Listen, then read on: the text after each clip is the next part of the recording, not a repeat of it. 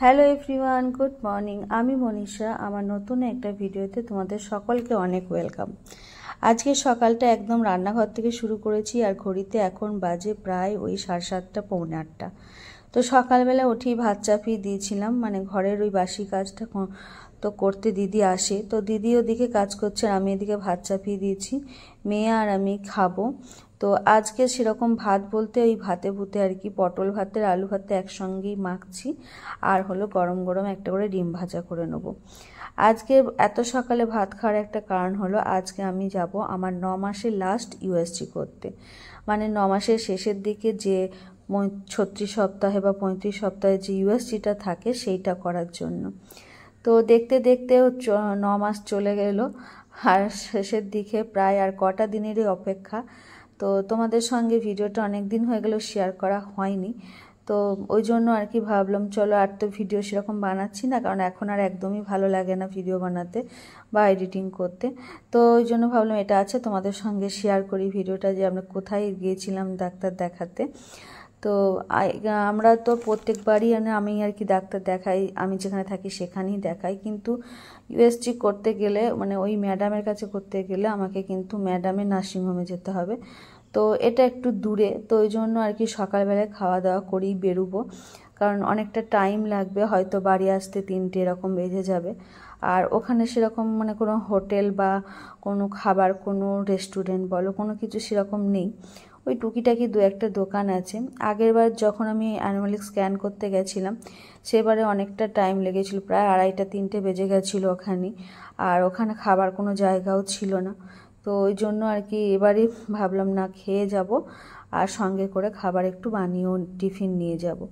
তো বানানো হয়নি, মানে অত টাইম পাইনি, কারণ দেরি হয়ে যাচ্ছিল। আর পিসিমণি আমার মায়ের বাড়ি গেছিলো, আমার ঠাকুমার শরীরটা খারাপ, দেখতে গেছিলো। তো ওখান থেকে এলো, এসে ভাত টাত খেয়ে যে একসঙ্গেই সবাই মিলে বেরোচ্ছি। অনেকটা রাস্তা যাব, তো ওই জন্য পিসিমণিকে বললাম তুমি সদ্য এসো, কারণ একা একা যেতে একটা মানে খারাপও লাগে, আবার তোমার কষ্টও হবে। কোনো অসুবিধা হলে তার থেকে পিসিমণি থাকলে মনটা ভালো লাগে আর কি। কেউ থাকলে সত্যি করে বলতে ডাক্তার দেখাতে গেলে আমার মনটা খুবই খারাপ হয়ে যায়। মানে চারিপাশে যখন দেখি না, কারো হাজব্যান্ড গেছে, কারো বাড়ির লোক গেছে, কারো মা গেছে, আর আমার সেখানে কেউ যায় না, আমি একাই যাই। মানে খুবই মনটা কষ্ট হয় যে এমন একটা জার্নির মধ্যে দিয়ে যাচ্ছি, যেন সবটাকেই মনে হচ্ছে নিজে একা একাই করতে হচ্ছে আর কি, এরকম নিজেকে একাই সব জার্নিটা পোয়াতে হচ্ছে। তাই ঠাকুরকে প্রণাম করে বেরোলাম, এত কিছু করছি, সব কিছু নিজে একা একাই সামলাচ্ছি, যখন তুমি ছাড়া আর কেউ নেই, তাই তুমি যেন সব কিছু ঠিক রেখো, মানে সব রিপোর্ট পাড়া সব যেন ঠিক থাকে। কারণ আমার মেয়ের বেলাতে আমি অনেক কষ্ট পেয়েছিলাম গো। মেয়ে যখন হয় তখন আমি প্রায় 8 দিন 9 দিন নার্সিংহোমে একটানা ভর্তি ছিলাম, কোনো না খাবার না জল না কোনো কিছু। তাই ভাবছিলাম যে এবারে যেন সব রিপোর্ট ঠিক থাকে, নর্মাল থাকে সব কিছু, কারণ রিপোর্ট যদি ভুলভাল কিছু আসে না, বেশি আরও টেনশন বেশি হয়ে যাবে। এমনিতেই টেনশন কম নেই। যেতে যেতে দেখো প্রচুর দেখছি চারিদিকে জল এসেছে, মানে এদিকটা মানে বান এসেছে বলতে পারো একরকম। আর এই যে দেখো চারিদিকে জমিগুলো সব ডুবে গেছে, আর এই জমিগুলো না সব চাষ হয়ে গেছে। চাষের পর জমি যে বীচের মাথাগুলো দেখো সেগুলোও দেখা যাচ্ছে না, মানে সবই জলের তলায়। তো এরপরে আবার যদি জল কমে আবার চাষ করতে হয়, তো চাষিদের কত লোকসান হবে বলো। ছোট ছোট ঘরগুলো সেগুলোও তো মনে হচ্ছে মাটির ঘর, মনে হচ্ছে এটা পড়ে যাবে। মানে এরকমভাবে চলতে থাকলে তো কত মানুষের কত ক্ষতিই হচ্ছে চারিদিকে জলের জন্য। একই জায়গায় চাষ 2-3 বার করতে হচ্ছে, তার জন্য চাষিদেরও অনেক লোকসান হচ্ছে। কারণ আমার বাবা তো চাষি মানুষ, তাই জানি, আমার মানে বাবা শ্বশুর সবাই চাষ করে, যে কত খরচা হয় চাষে। আর এদিকটা দিয়ে প্রচণ্ড পরিমাণে স্রোত যাচ্ছে জলের, দেখে মনে হচ্ছে মানে কাউকে যদি এখানে ফেলে দেওয়া হয় বা কেউ যদি পড়ে যায়, সে যে কোথায় গিয়ে লাগবে তার ঠিক নেই। তো এইভাবে বান দেখতে দেখতে, গাছপালা দেখতে দেখতে টোটোয় করে আমরা চলে এলাম। তো এটা হলো নার্সিংহোমটা, নার্সিংহোমের বাইরেটা আর কি। তো এই নার্সিংহোমটাতেই আমি ইউএসজিটা করাবো, আর আমার ডেলিভারিও কিন্তু এখানেই হবে। তো ওই জন্য আর কি এখান থেকেই আমি ইউএসজিটা করাচ্ছি। আমরা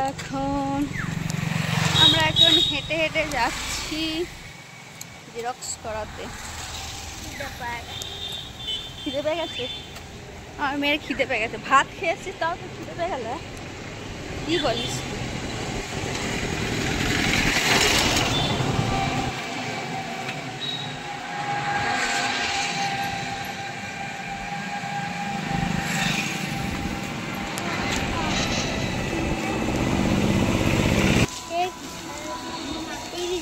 এতটা হেঁটে হেঁটে গেলাম, গিয়ে এখন বলছে ওটা বন্ধ, ওখানে নাকি হবে না। আবার আমাদেরকে নার্সিংহোম থেকে একটুখানি ওদিকে যেতে হবে। চলো আমরা আবার রোদে রোদে এদিক থেকে ওদিক যাই।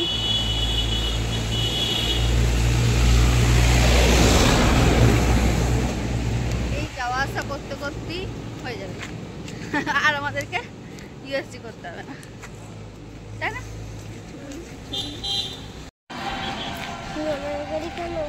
থাকতে থাকতে অনেকটা দূর চলে এলাম হেঁটে হেঁটে। তারপরে এখনো পর্যন্ত পেলাম না। আমাদের একটা জিনিস ভুল হয়ে গেছে, যে আধার কার্ড আর এখানে যে প্রেসক্রিপশনটা হয় সেই প্রেসক্রিপশনের জেরক্সটা লাগে, তো ওই দুটো আনতে আমরা ভুলে গেছি। তো তার জন্য আমাদেরকে আবার হ্যাপা পোয়াতে হলো।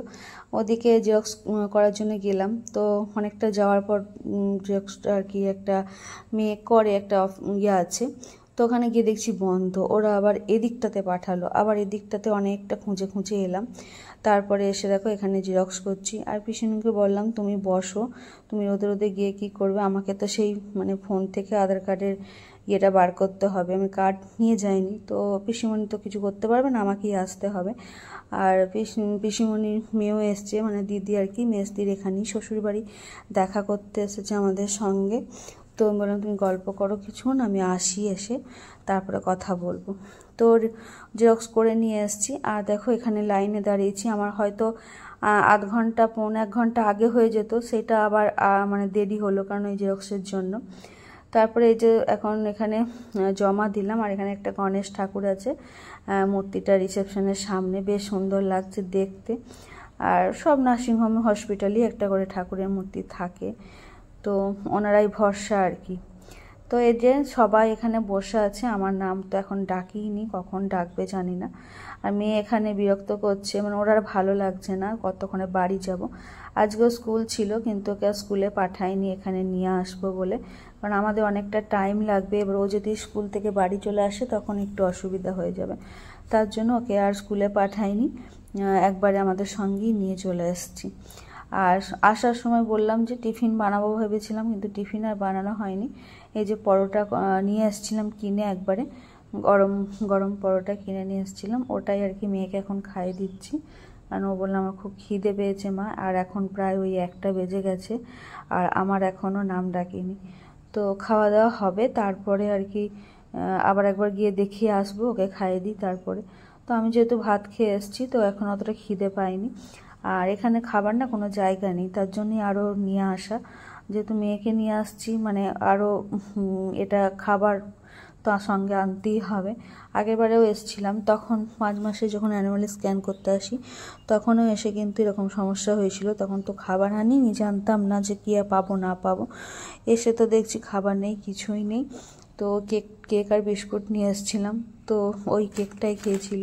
তো এই জন্য এবারে একবারে নিয়ে আসছি, তো বেশি করে নিয়ে আসছি, আমরা 3 জনাই খেয়ে নেবো। আর এই যে দেখো এখানে সবাই বসে আছে, সবারই দেখো একটা পেশেন্টের সঙ্গে 2টো করে লোক, মানে পেশেন্ট বসে আছে সঙ্গে 2টো করে লোক বসে আছে, এরকম আর কি ব্যাপার। তো এই যে এখানে ডাক্তার দেখানো হলো, রিপোর্ট করা হলো, রিপোর্টে কি এসছে না আসছে ম্যাডাম এখনও সেরকম কিছুই বলেনি। বাড়ি এসে পরে মানে 2 দিন 3 দিন পরে আবার ডেট আছে, তো ওই ডেটে দেখাবো, তারপরে আর কি ম্যাডাম আমাকে ডেট দেবে যে কবে কি হচ্ছে না হচ্ছে। তো এখন আপাতত আমি জেনে গেছি যে আমার ডেটটা কবে, তবে তোমাদের সঙ্গে শেয়ার করব পরে, ঠিকই এখনই করছি না, পরে করব যে কবে আমার ডেটটা দিয়েছে। তো ডেট দেওয়ার পরেও আমার অনেকগুলো রিপোর্ট করা ছিল, ব্লাড টেস্ট করা ছিল, তো ওইগুলো করলাম। তারপরে ডাক্তার দেখানোর পরেও আমার সুগার টেস্টটা বাকি ছিল, সেই সুগার টেস্টের আবার রিপোর্ট করতে হয়েছিল পরের সপ্তাহে, আবার তারপরে ডেট দিয়েছে। তো ওখান থেকে আসার পথে এই যে দেখো সবজির দোকানে ঢুকেছি, বেশ তাজা তাজা সবজি দেখলাম, তো কিছুটা সবজি ঘরের জন্য নিয়ে নিলাম, 1টা 2টো ভেবে অনেক সবজি নেওয়া হয়ে গেছে। তো ভিডিওটা চলো আর বড় করব না, তোমাদের কেমন লাগলো কমেন্টে কিন্তু জানিও।